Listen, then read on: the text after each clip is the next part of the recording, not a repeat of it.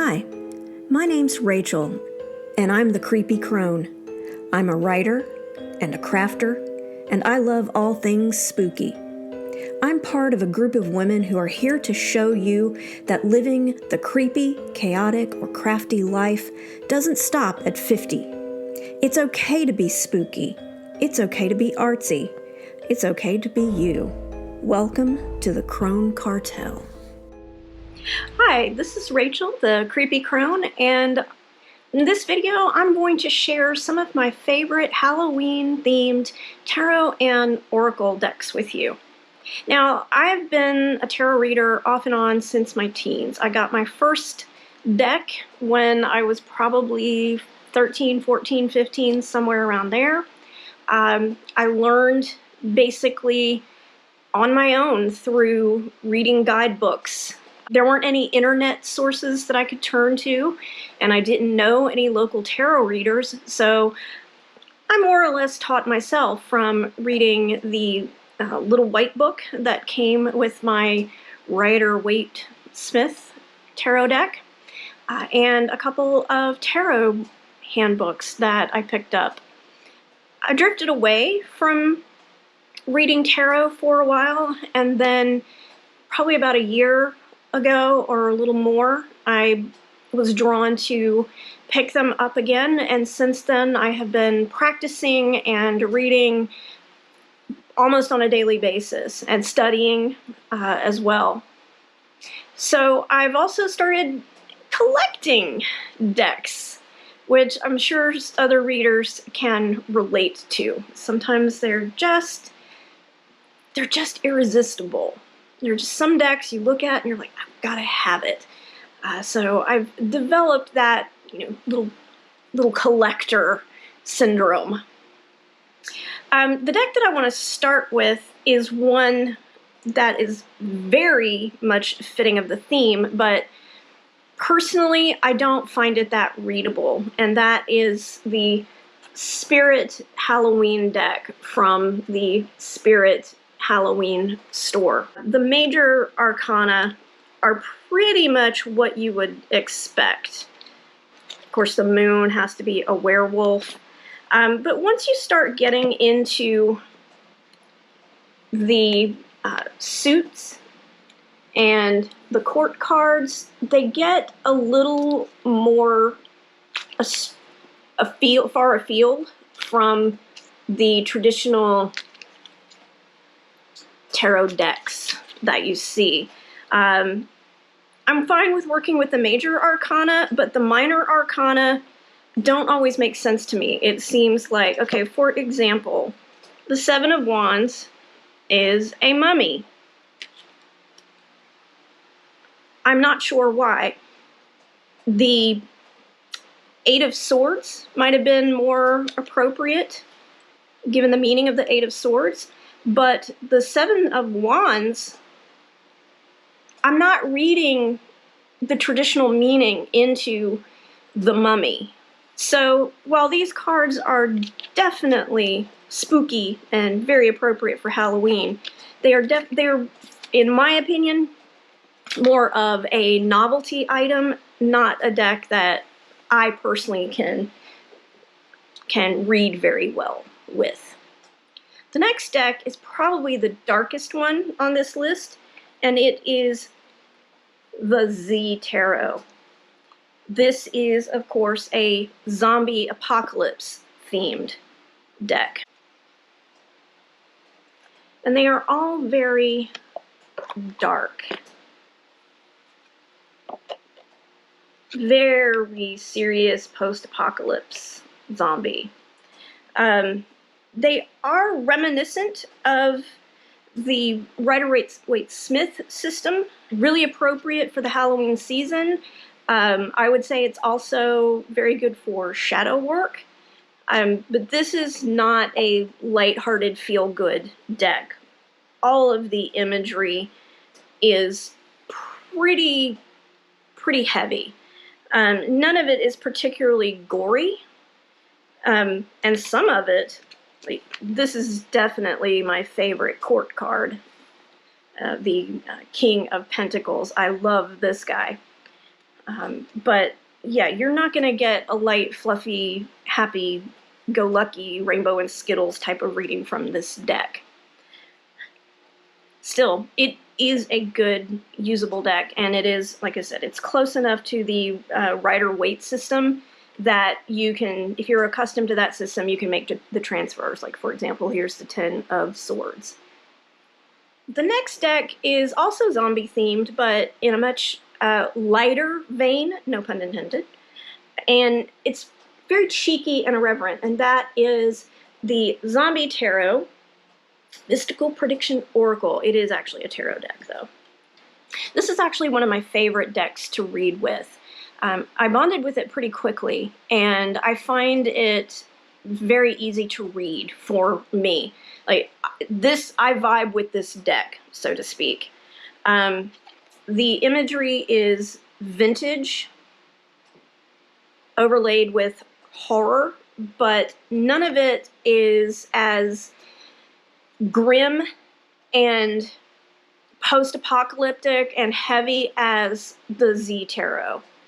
So the imagery for this deck is not 100% Rider-Waite. It is not a Rider-Waite clone. I think that the Z Tarot comes closer to being a Rider-Waite clone than the Zombie Tarot does. But it adheres to the meanings. So for example, we have the Five of Cups, which is typically associated with grief and loss. And we have, a woman sobbing in a graveyard with the zombies coming up from behind. The imagery, as I said, it's more campy and vintage camp than true zombie horror. So it's not anything that's going to be overtly gory. That does not mean that this is necessarily a light deck. I've gotten some very serious readings from it. For me, this deck can be pretty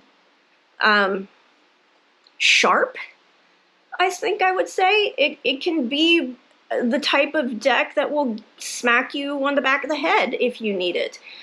So despite its vintage, kitsch, camp vibe, don't be fooled. You can get some very good readings from this particular deck, and I highly recommend it. And not just for the Halloween season. So the last tarot deck I'd like to talk about is the Haunted House Tarot.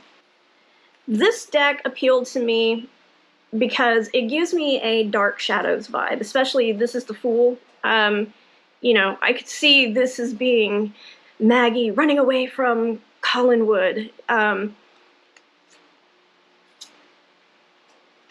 it has a bit of a 60s vintage vibe. If the Zombie Tarot is sort of like 50s kitsch, this is 60s hammer horror.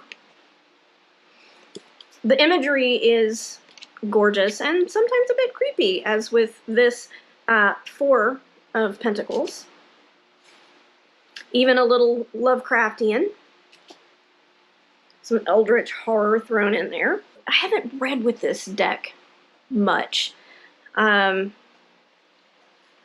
probably going to play with it a bit more this month. Actually, I'm planning to use all of the decks in this video more this month. And this one in particular could use some love. Okay, let's move on to the Oracle decks. This first one is an independent Oracle deck created by John Jennison. I found it on Etsy. It's called This Deck is Haunted. It comes in this nice little tin. So this deck has different Halloween associated images.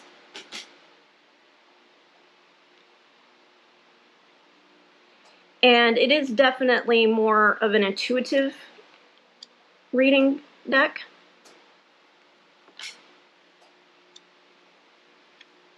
Okay. It has one keyword on each deck.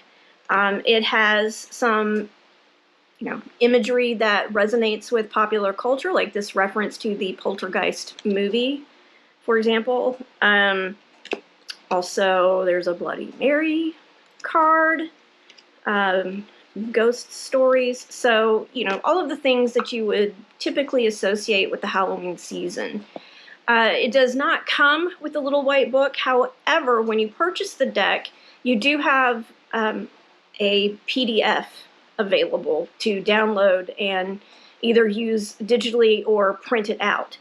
But if you don't want to use the keywords, you definitely don't have to. I think that there's enough in the imagery and the keyword that is on the card to spark your intuition if you prefer to read it that way. The next two Oracle decks probably aren't much of a surprise. The first one is Seasons of the Witch, Samhain. This deck is one of the few decks that made me go, oh my god, it's gorgeous, as soon as I opened the box. Okay, these are the backs, and then it has this gorgeous red gilding. Just the colors are 100% me. I love the colors, the red, the deep red. The imagery is really gorgeous. It gives you a keyword and a little poetic reference written by Juliet Diaz. So for Cauldron, we have bewitching, yes it be, blink, and you shall see a bubbling desire left in the brewing rain. So even if you didn't look at the meanings in the guidebook, you've got a lot to go on just on the card. You've got the imagery, you've got the keywords, you've got a couple of lines of poetry that you can divine your own meaning for. Okay, and this is some examples of more of the imagery.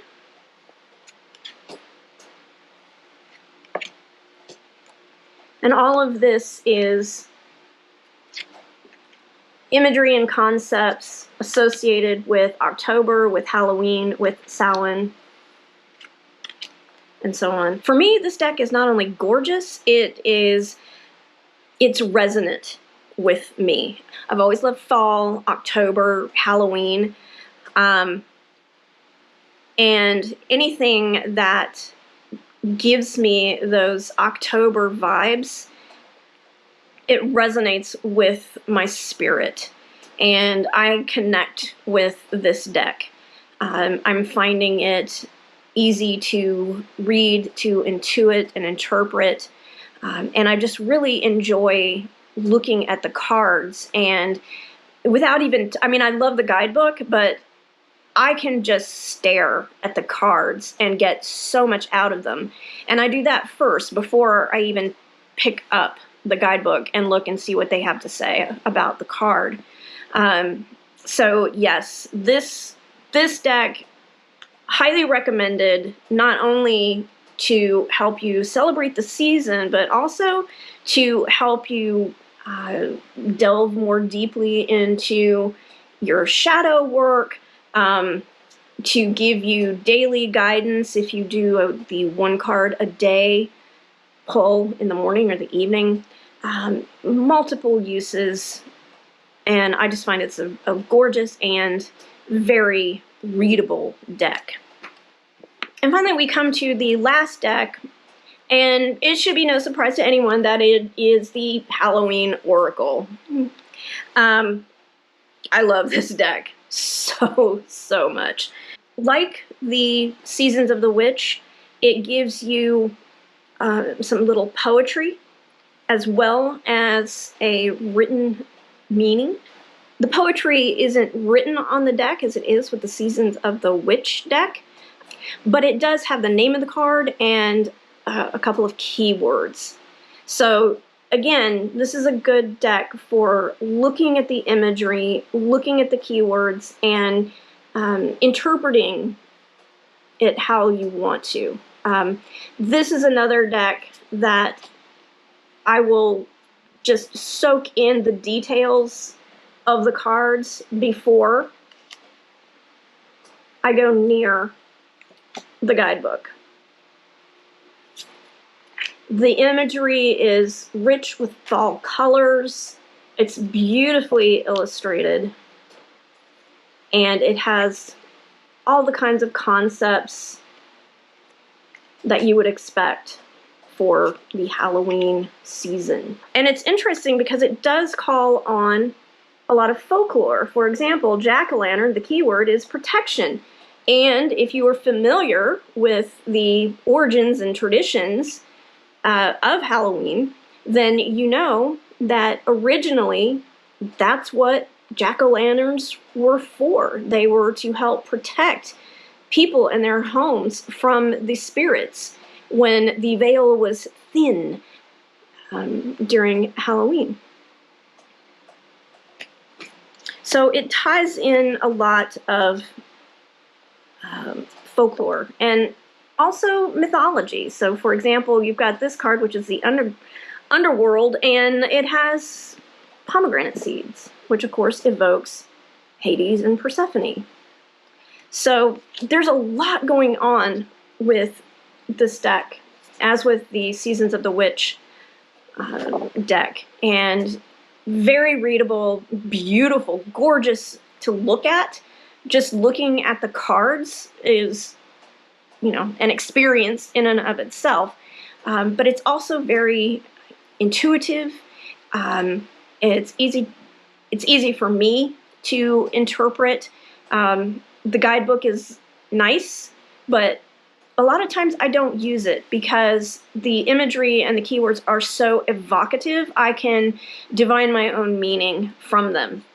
It's not to say that I don't find the guidebook useful. I do, but I don't call on it quite as much as I would with maybe some other decks, because I resonate with the images so well that this is a nice supplement, but I don't necessarily find it, you know, something that I have to have at hand.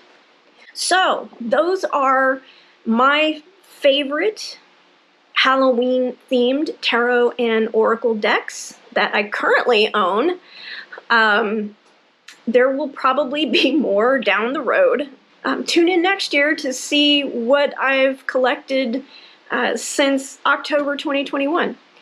I'm going to be working a lot with these decks over the course of the month and deepening my bond with them, especially the ones that have not gotten as much love from me, like the Z Tarot and the Haunted House Tarot.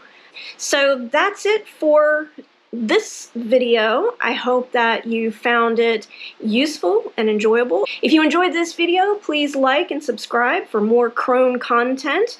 We post twice a week on Tuesdays and Fridays. And until next time, stay creepy, my friends.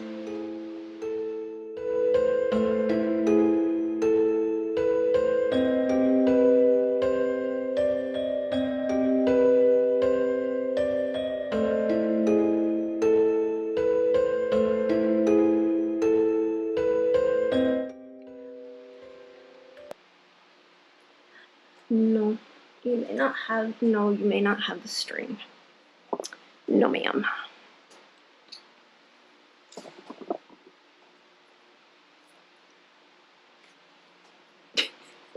Boobs. I've always loved fall. I've always loved, I've always loved.